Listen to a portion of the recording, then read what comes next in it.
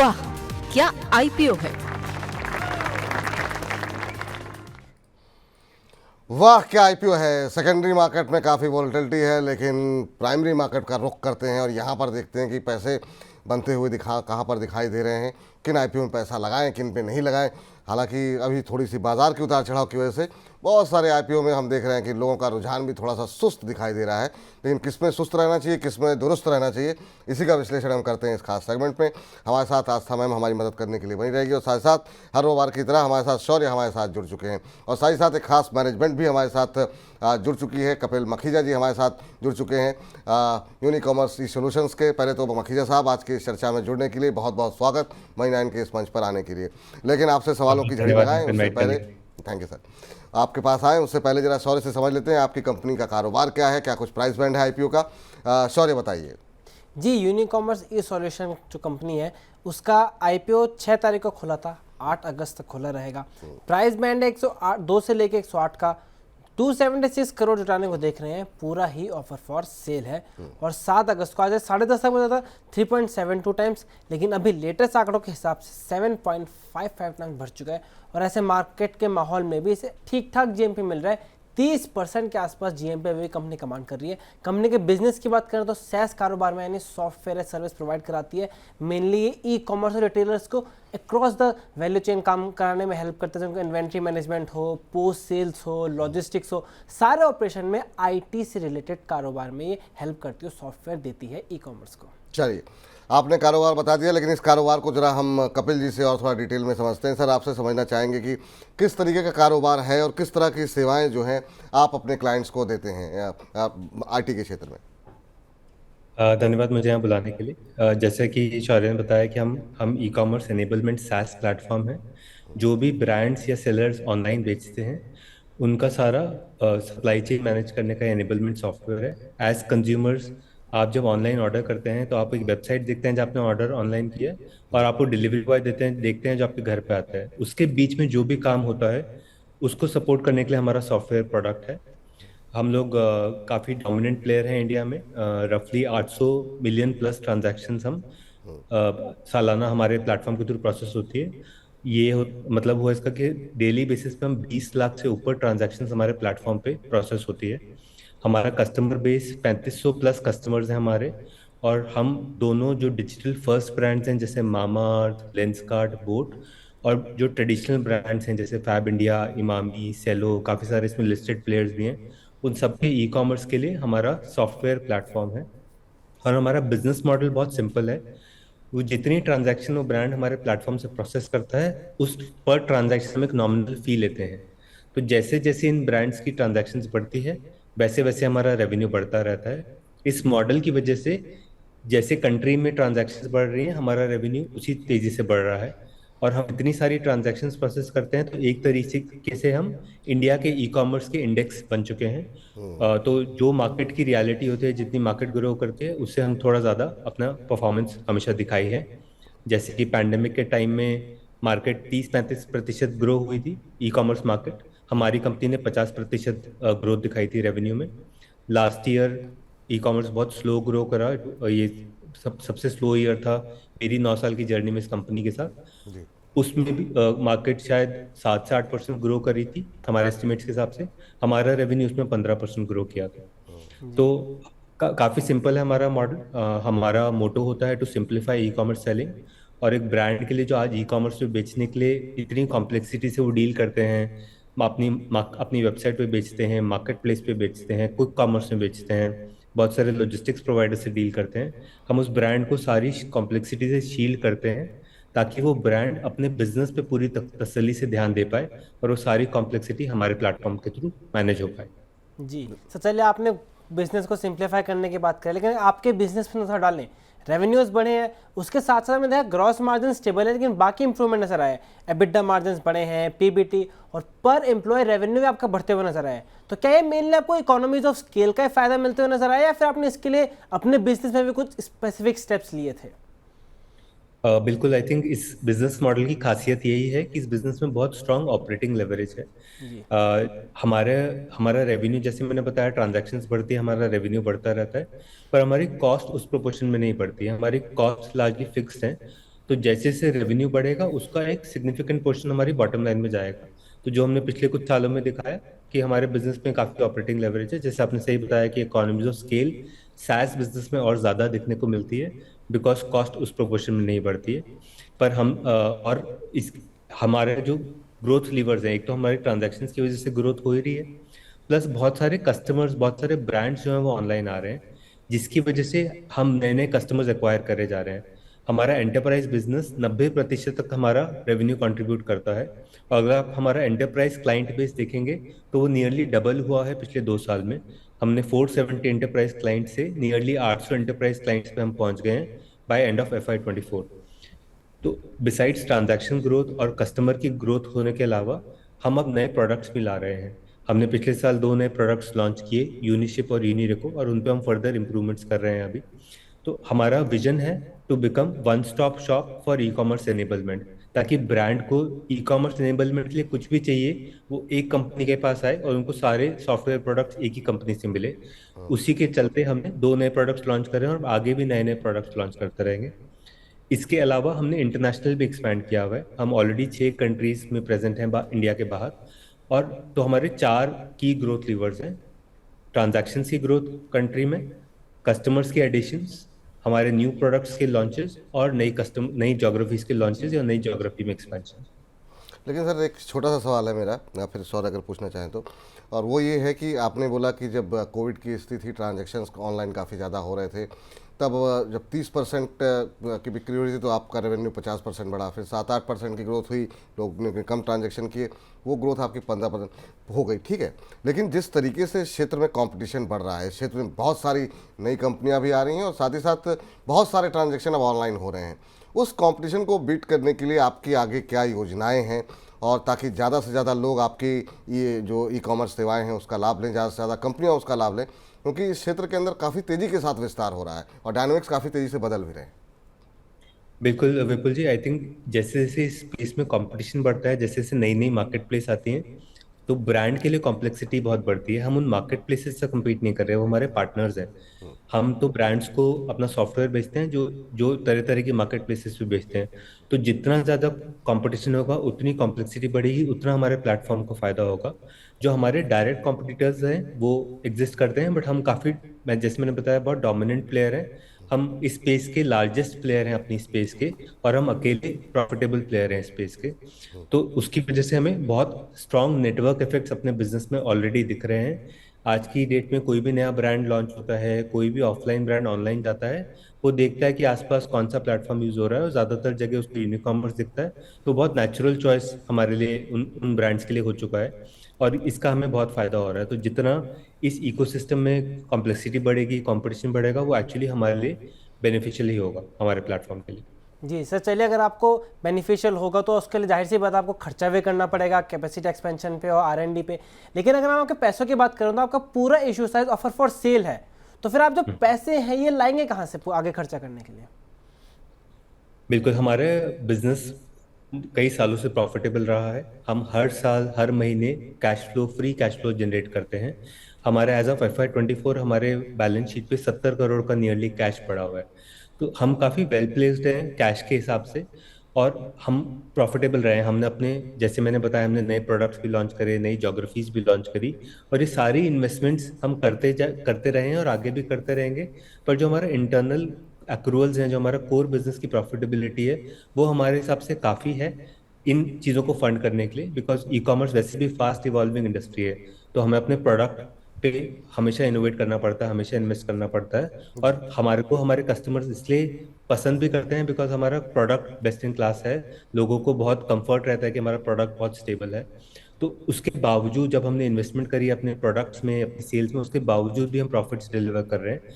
इसलिए इसको हमने ऑफर फॉर सेल रखा है, बिकॉज हमारे खुद के अप्रूवल्स इनफ है हमारी ग्रोथ के लिए, और आगे भी हम करते रहेंगे। कल को अगर जरूरत पड़ेगी कैश की, बिकॉज जैसे मैंने बताया हमारा विजन है कि हम वन स्टॉप शॉप बनना चाहते हैं फॉर ई कॉमर्स एनेबलमेंट, तो काफी सारे नए प्रोडक्ट्स हमें और बनाने पड़ेंगे। कुछ प्रोडक्ट्स हम खुद बनाएंगे, कुछ प्रोडक्ट्स हो सकता है हम एक्वायर करें। उस एक्विजिशन के लिए अगर कभी जरूरत पड़ी आगे तो हम जरूर मार्केट के पास आएंगे। बट अभी हमारे पास सफिशिएंट कैश पड़ा हुआ है और रेगुलर बेसिस पे हम कैश ऐड कर रहे हैं और प्रॉफिट जनरेट कर रहे हैं, तो इसलिए हमें ज़रूरत महसूस नहीं होती। चलिए सर, समय की थोड़ी कमी है, बहुत बहुत शुक्रिया, बहुत बहुत धन्यवाद। बहुत डिटेल में आपने अपनी कंपनी के बारे में बताया और आज दूसरा दिन है और हम देख रहे हैं रिटेल निवेशकों की तरफ से और बाकी निवेशकों की तरफ से आपको काफ़ी अच्छा रिस्पांस मिल रहा है। आपको ऐसे ही अच्छा रिस्पांस मिलता रहे और आप जब आपकी लिस्टिंग हो तो जो लोग पैसे लगा रहे हैं उनके पैसे भी उनके भी अच्छी कमाई हो, इसी उम्मीद के साथ आज की चर्चा को समाप्त करते हैं। और जब भी आपकी लिस्टिंग होगी तो एक बार फिर से आपको मनी 9 के मंच पर आमंत्रित करेंगे ताकि और डिटेल में आपकी कंपनी के बारे में चर्चा हो सके। बहुत बहुत धन्यवाद आपको। बिल्कुल, बहुत धन्यवाद, थैंक यू। तो चलिए फिलहाल इस चर्चा को तो यहाँ पर समाप्त करते हैं, लेकिन जरा चलते हैं हमारी आज की एक्सपर्ट के पास। आस्था जैन जी वो प्राइमरी मार्केट को बहुत नज़दीकी से, बहुत क्लोजली फॉलो करती हैं और बहुत बारीकी से उनको चीज़ों को परखती हैं। मैम, मैनेजमेंट को तो आपने सुन लिया, लेकिन आप वैल्यूएशन को कैसे देख रही हैं और क्या एक रिटेल निवेशक को इसमें निवेश करना चाहिए या नहीं? आपको इसमें क्या खूबी दिखाई दे रही है और क्या खामी? देखिए, हमारी तरफ से तो सब्सक्राइब की रेटिंग है, लिस्टिंग गेन के लिए लगाने की सलाह है और लॉन्ग टर्म के लिए भी लगाने की सलाह है। आपने यहाँ पे वैल्यूएशन का जिक्र किया तो वैल्यूएशन 85 टाइम्स ये प्राइस टू अर्निंग मल्टीपल पे आ रहा है। लेकिन जब इस तरह की कंपनी, क्योंकि इसकी कोई भी कंपेरेबल कंपनी अभी तक तो लिस्टेड स्पेस में नहीं है, तो जब एकमात्र कंपनी इस तरह के आईपीओ में आती है तो उनको एक स्कैरसिटी प्रीमियम भी मिलता है, क्योंकि दूसरा तो कंपेटिटर है नहीं, तो वो प्रीमियम भी ये एंजॉय करते हैं और इसीलिए मुझे लगता है कि लिस्टिंग पे भी इसमें रिटर्न्स यहाँ पे इन्वेस्टर्स को और सब्सक्राइबर को होते हुए नजर आएंगे। तो लगाइए इसमें। और बिल्कुल यहाँ पे जो मुझे सबसे ज्यादा अट्रैक्टिव पॉइंट लगा इस पूरी कंपनी के आईपीओ में, वो इनकी financial performance, solid financial performance इन्होंने दिखाई है। और एक चीज जो मुझे लगती है, कंपनी का बिजनेस मॉडल इस तरह का है, खर्चे हैं कम, जो भी रेवेन्यू में बढ़ोतरी होगी उसमें ऑपरेटिंग लिवरेज का फायदा कंपनी को होता हुआ नजर आएगा और एक बड़ा हिस्सा बॉटम लाइन में जुड़ता हुआ नजर आएगा। और उसका प्रमाण भी ये बात है कि अगर आप देखेंगे 2021 से 22 में प्रॉफिट में अच्छी ग्रोथ हुई है और 22 से माफ कीजिएगा 2022 से 23 में बढ़िया ग्रोथ हुई है प्रॉफिट में, और 23 से 24 में और भी बढ़िया प्रॉफिट में ग्रोथ होती हुई नजर आई है। तो मुझे ये लगता है, और बैलेंस शीट पे कैश काफी ज्यादा है, इसीलिए कंपनी को नए प्रोसीड्स के लिए लाने की जरूरत नहीं थी, फ्रेश प्रोसीड्स की जरूरत ही नहीं है कंपनी को, बढ़िया शेप में बैलेंस शीट है। तो हमारी तरफ से सब्सक्राइब की रेटिंग है, पसंद आता है क्योंकि बढ़िया बढ़िया क्लाइंट्स इनके पास है, एक तरह से देखा जाए तो काम बहुत अच्छा है, कोई दिक्कत लगती नहीं है। कंपटीशन लेटर ऑन आ सकता है बट कंपनी का एस्टेब्लिशमेंट बड़ा है तो कोई दिक्कत आएगी नहीं। लगाइए इस आईपीओ में, लिस्टिंग गेन के लिए भी लगाइए और लॉन्ग टर्म के लिए भी। चलिए, तो अगर आपको लग रहा है कि ये बोर हो रहे हैं और मतलब मैम ने कह दिया है कि इस समय के बाज़ार में जो है आपको पैसे नहीं लगाने चाहिए, खासतौर से ट्रेडर्स को क्या करें, तो आप यहाँ प्राइमरी मार्केट में एंट्री लीजिए और यहाँ पर बाकी ब्रोकर्स क्या करें वो देख लीजिए। स्वास्थ्य का इन्वेस्टमार्ट वहाँ पे सब्सक्राइब करें, लेकिन थोड़ा सी उन्होंने कहा है कि अलर्ट रहते हुए कॉशन के साथ जो है सब्सक्राइब करना चाहिए। लेकिन मारवाड़ी फाइनेंशियल सर्विसेज की तरफ से कहा जा रहा है सब्सक्राइब करें, स्टॉक बॉक्स कह रहा है सब्सक्राइब करें, वेंचुरा सिक्योरिटीज़ कह रहा है सब्सक्राइब करें।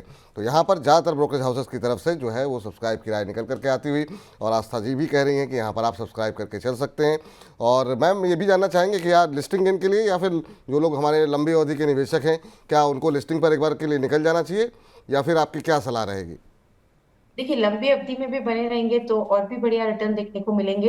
लेकिन मैंने एक चीज देखी विपुल जी हमारे इतने साल के करियर में कि 80% जो निवेशक लगाते हैं आईपीओ में, वो मेनली लिस्टिंग डे के दिन ही लगाते हैं उनका, क्योंकि 20% ही होते हैं जो लॉन्ग टर्म के हिसाब से बिल्कुल। लगाते हैं। तो ये बिल्कुल उसी हिसाब से बिल्कुल बहुत महत्वपूर्ण बात कही। लेकिन मैम ऐसे भी लोग हमने देखे हैं बाजार के अंदर जिनको आईपीओ में सब मतलब कि अगर अलॉटमेंट नहीं हुई तो उसी भले ही 30% प्रीमियम पर लिस्टिंग हुई, 40% पर लिस्टिंग हुई, लेकिन उसके बाद भी वो लिस्टिंग के दिन जरूर मतलब जो है खरीदने की कोशिश करते हैं और बाद में ट्रैप में फंस जाते हैं। उनके लिए क्या सलाह रहती है आपकी कि क्या लिस्टिंग के दिन जब हम देखते हैं काफ़ी उतार चढ़ाव रहता है तो क्या ट्राई करना चाहिए किसी शेयर को खरीदने के लिए अगर आपको अलॉटमेंट नहीं हुआ है, या दो चार 10 दिन का इंतजार करना चाहिए उसके बाद एंट्री लेनी चाहिए? जी बिल्कुल, और इसका हमने जीता जागता एग्जाम्पल देखा विपुल जी। आज एक हमारे कॉलर ने इक्सिगो में लगाया था बिल्कुल। 180 के भाव पे, जबकि 93 ही इश्यू प्राइस थी। तो बहुत सारे लोग इस तरह भी अटकते हैं। तो मेरी सलाह यही रहेगी कि लिस्टिंग के दिन थोड़ा सा शांत हो जाए, थोड़ा सा इसे संभलने दें स्टॉक को, ये किस तरह से लिस्ट होता है, कहाँ पे सेटल होता है, फिर इसमें कॉल लें अगर अलॉटमेंट नहीं आए हैं तो। लेकिन अगर अलॉटमेंट आए हैं तो मैं इस कंपनी के प्रोस्पेक्ट्स को लेके काफी ज्यादा पॉजिटिव हूँ। मैं तो यही ठीक। बोलूंगी कि अगर सिर्फ लिस्टिंग गेन के लिए भी लगा रहे हैं तो भी 50% पोर्टफोलियो में रखिएगा, 50% ही प्रॉफिट बुक करिएगा लिस्टिंग डे के दिन। बिल्कुल, ये राय निकल करके आती हुई अब अगली कंपनी के पास चलते हैं। कल इसकी मैनेजमेंट भी हमारे साथ मौजूद थी, ब्रेन बीस सॉल्यूशंस, यानी कि फर्स्ट क्राई, जो कि हम सभी जानते हैं, जहाँ जिसके घर में भी बच्चे हैं उन वो सभी लोग इस नाम से परिचित हैं। लेकिन क्या कुछ अपडेट्स हैं वहाँ पर, वो शौर्य से पूछते हैं। शौर्य बताइए। जी देखिएगा, फर्स्ट क्राई की बात करें तो कंपैरेटिवली इतना अच्छा रिस्पांस देखने को नहीं मिल रहा है। वहाँ का सब्सक्रिप्शन देखें तो खाली 23% ही सब्सक्राइब होता हुआ नजर आया है। जहाँ मैंने देखा यूनिकॉमर्स में अभी जो है काफ़ी ज़्यादा सब्सक्रिप्शन मिल चुका है, वो 7.5 गुना हो गया। यहाँ खाली 25% में भी सब्सक्राइब होता हुआ नजर नहीं आया है। और इसमें ग्रे मार्केट में भी नजर डालना, खाली 5% के आसपास ही प्रीमियम मिलता हुआ नजर आ रहा है। एक वजह शायद ये हो सकती है कि जहाँ यूनिकॉमर्स का फाइनेंशियल्स काफ़ी पॉजिटिव है, फर्स्ट क्राई कंपनी की ब्रांड अच्छी है लेकिन फाइनेंशियल्स में भी लॉस मेकिंग है, तो शायद इस वजह से रीज़न है कि इतना अच्छा रिस्पॉन्स नहीं मिल रहा है ऐसे बाजार में। अच्छे रिस्पांस नहीं मिल रहे हैं मैम, और क्या करें, मतलब पैसे लगाएं या फिर एक बार के लिए अवॉइड करें? स्वास्थ्य का इन्वेस्टमेंट कर रहा है, न्यूट्रल है हम तो, मारवाड़ी फाइनेंशियल सर्विसेज करें सब्सक्राइब करें, एसबीआई सिक्योरिटीज़ कर रहा है सब्सक्राइब करें लेकिन लंबी अवधि के लिए, और एयूएम कैपिटल की तरफ से भी सब्सक्राइब करने की राय दी जा रही है। मैम आपकी टिप्पणी क्या होगी? फर्स्ट क्राई को इतना ठंडा रिस्पांस, ब्रांड तो काफ़ी बड़ा है लेकिन निवेशकों को उतना पसंद नहीं आ रहा है। देखिए, इसका एक चीज और मैं बताती हूँ, यूनिकॉमर्स का इश्यू साइज बहुत छोटा है। मतलब ये 276 करोड़ का इश्यू साइज है, जबकि इसका जो इश्यू साइज है वो 4,000 करोड़ के ऊपर का है। तो बहुत फर्क पड़ता है जब सब्सक्रिप्शन के फिगर्स बिल्कुल। भी आते हैं। और दूसरी चीज ये है कि लॉस मेकिंग तो है लेकिन ब्रांड अच्छा है, मल्टी चैनल रिटेल डिस्ट्रीब्यूशन में है, जो कि मेनली मदर्स को, किड्स को, बेबीज को टारगेट करते हैं। इन्होंने अपना पूरा ब्रांड स्टैब्लिश कर लिया। काफी ज्यादा इनके ऑफलाइन आपने स्टोर्स भी देखे होंगे, तो ऑफलाइन स्टोर्स वगैरह भी इनके काफी ज्यादा है, और आगे जाके भी एक्सपेंशन की यहाँ पे कंपनी के प्लान है, स्टोर्स में ये बढ़ोतरी करते हुए नजर आएंगे। एक नेगेटिव डेफिनेटली यहाँ पे है कि लॉसेस है, लेकिन लॉसेस के पीछे के कारण भी है क्योंकि कंपनी ने जो भी इनकी एक्सपेंशन की कॉस्ट थी वो अभी इनकर करी। तो ऐसा हमारे रिसर्च के हिसाब से हमारा अंदाजा है कि आने वाले 2 सालों में ये टर्न अराउंड होंगे और प्रॉफिट भी दिखाना चालू कर देंगे। अब मेजर सवाल है कि लगाना है कि नहीं। तो देखिए, इसमें जो हमने पी वैल्यूएशन का मल्टीपल लिया वो प्राइस टू सेल्स लिया, और उसके हिसाब से ये 4 प्राइस टू सेल्स मल्टीपल पे आ रहा है। तो ये बहुत सस्ता भी नहीं है तो बहुत महंगा भी नहीं है। अब लंबी अवधि के लिए तो हम बिल्कुल पॉजिटिव है इसमें, और इसके पीछे का एक बड़ा कारण मैं बताती हूँ कि इसका एड्रेसेबल मार्केट बहुत बड़ा है। $48 से $50 बिलियन का फर्स्ट ट्राई का एड्रेसेबल मार्केट है। तो कोई भी कंपनी को ग्रो करने के लिए अगर मार्केट बड़ा है तो बहुत बड़ी अपॉर्चुनिटी रहती है। कंपनी कितनी भी अच्छी हो लेकिन अगर उसका मार्केट साइज बड़ा नहीं है तो मजा नहीं आता। यहाँ पे मार्केट साइज बहुत बड़ा है इनके पास, आगे की ग्रोथ अपॉर्चुनिटीज अच्छी हैं। सब्सक्राइब करिए, लॉन्ग टर्म के लिए लगाने की सलाह है, लेकिन लिस्टिंग डे के पर्सपेक्टिव से लगाना है तो मार्केट और मूड का माहौल बहुत यहाँ पे एक रोल प्ले करेगा। मार्केट का मूड माहौल कैसा रहता है तो उसके हिसाब से थोड़ी रिस्क ले सकते हैं। तो लिस्टिंग गेन के लिए भी लगाइए, लेकिन लॉन्ग टर्म के लिए इसमें बिल्कुल लगाया जा सकता है। बिल्कुल निवेश करने की सलाह है यहाँ पर फर्स्ट क्राई के अंदर, लेकिन खास तौर से वो लोग जो सोचते हैं कि उसी दिन जो है 40-50% या बीच में तो हमने देखा डबल हो जा रहे थे लोगों के पैसे, ये सोच करके मत लगाइए। हाँ, अगर बाज़ार के अंदर काफ़ी वोलेटिलिटी से परेशान है, एक सुरक्षित निवेश, एक छोटा निवेश करके आपको जो है अगर कुछ दिन के अंदर ही आपको 5-10%, 15-20% का अगर मिल जाता है, सब कुछ डिपेंड करता है बाजार की स्थिति के ऊपर, तो फिर आप लिस्टिंग गेन के लिए भी लगा सकते हैं, ये मानना है आस्था जी का। तो दोनों ही परिस्थितियों में निवेश करने की सलाह इन दोनों ही आईपीओ में फिलहाल निकल करके आती हुई।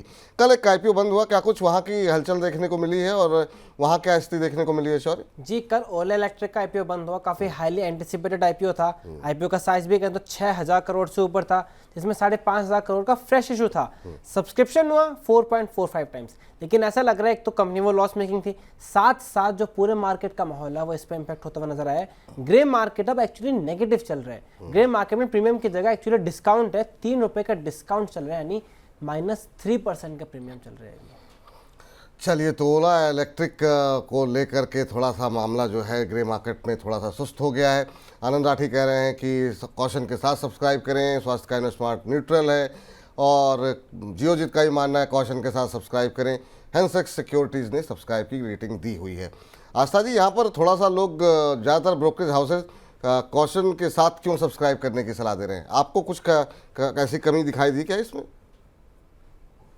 देखिए, मैंने तो यहाँ पे सब्सक्राइब की ही रेटिंग दी थी, मेजरली लॉन्ग टर्म के लिए ज्यादा था, और मार्केट के मूड माहौल के हिसाब से लिस्टिंग डे के दिन भी देखा जा सकता था। लेकिन अब इसमें जो मुझे लगता है कि एक तो जो ये आईपीओ स्टार्ट हुआ उसके बीच में जो हमने भारी बिकवाली देखी सेकेंडरी मार्केट में, तो उसका एक इफेक्ट प्राइमरी मार्केट पे भी आता हुआ देखा गया। दूसरी तरफ लॉसेस हैं, और ये बात बिल्कुल जग जाहिर है कि जब लॉसेस रहते हैं तो थोड़ा सा इन्वेस्टर यहाँ पे कॉशन रहता है। मुझे लगता है आने वाले 2 सालों में ये भी प्रॉफिटेबल टर्न होंगे। FY27 में हमारी वर्किंग बोलती है कि FY27 में ये प्रॉफिट में अपने फाइनेंशियल्स दिखाने लगेंगे। तो यहाँ पे जिसने लगा लिया है वो बने रहे। अगर लिस्टिंग डे के दिन कुछ वॉलेटिलिटी भी होती है तो भी मेरी तरफ से यही सलाह रहेगी कि लॉन्ग टर्म में बने रहें। यहाँ पे लॉन्ग टर्म में मुझे लगता है एक पॉजिटिव इफेक्ट हमें देखने को मिल सकता है। चलिए, तो अगर आपने आईपीओ में पैसे लगा दिए हैं तो घबराइए नहीं, और अगर आपको अलॉटमेंट होती है कि तो लंबी अवधि के लिए आप यहाँ पर बने रहें। लंबी अवधि में हालांकि ये पूरा सेक्टर को लेकर बहुत लोग पॉजिटिव हैं कि मतलब जो है ये क्षेत्र जो है आगे चलकर काफ़ी बेहतर करता हुआ दिखाई देगा। तो इसको आप लंबी अवधि के लिए अगर आप निवेशित रहते हैं तो आपके लिए सकारात्मक रिटर्न लेकर के आएगा। पैनिक करने की या घबराने की आवश्यकता लिस्टिंग के दिन नहीं है कि हड़बड़ा करके आपको निकलने की आवश्यकता नहीं है। हाँ, गेन मिल रहा है तो वो आपकी मर्जी है, आप बुक करना चाहें या ना करना चाहें।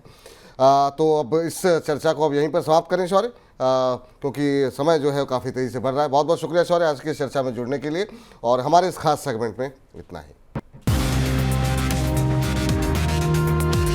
वाह, क्या आईपीओ है।